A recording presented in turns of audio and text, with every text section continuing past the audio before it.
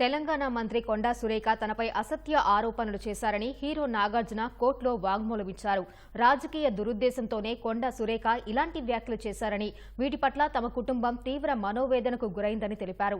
కొండా సురేఖ తమ కుటుంబంపై అనుచిత వ్యాఖ్యలు చేశారంటూ నాగార్జున వేసిన పరువు నష్టం దావాపై హైదరాబాద్ నాంపల్లి కోర్టులో విచారణ జరిగింది. అమల, నాగ చైతన్యతో కలిసి నాగార్జున కోర్టుకు హాజరయ్యారు.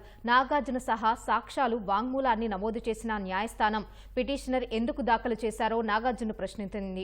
కొండా సురేఖ తన కుటుంబం పైన అనుచిత వ్యాఖ్యలు చేశారని, ఇవి తమ కుటుంబ మర్యాదలకు భంగం కలిగించాయని పేర్కొన్నారు. తమ కుమారుడి విడాకులపైన కొండా సురేఖ అనుచిత వ్యాఖ్యలు చేశారని తెలిపారు. వాంగ్మూలం నమోదు అనంతరం న్యాయస్థానం విచారణను ఈ నెల 10కి వాయిదా వేసింది.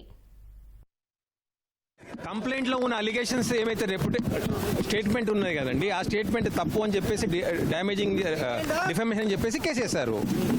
ఓకే, స్టేట్మెంట్ రికార్డ్ చేశారు. ఇవాళ నాగార్జున గారి, సుప్రియ గారి స్టేట్మెంట్ రికార్డ్ చేస్తారు. రికార్డ్ చేసిన తర్వాత 10th రోజు అడ్జెంట్ చేసినారండి ఫర్ కన్సిడరేషన్. వచ్చినారండి, స్టేట్మెంట్ కూడా రికార్డ్ చెప్తున్నా కదా, సుప్రియ గారి స్టేట్మెంట్ కూడా రికార్డ్ చేస్తారు. ఇవాళ వీఆర్ నాట్ రికార్డింగ్ వాళ్ళ స్టేట్మెంట్ ఇవాళ ఈ స్టేజ్లో అవసరం లేదండి. 10th తర్వాత court is convince pre cognizance అప్పుడు ఆమెకు నోటీస్ పంపిస్తారండి.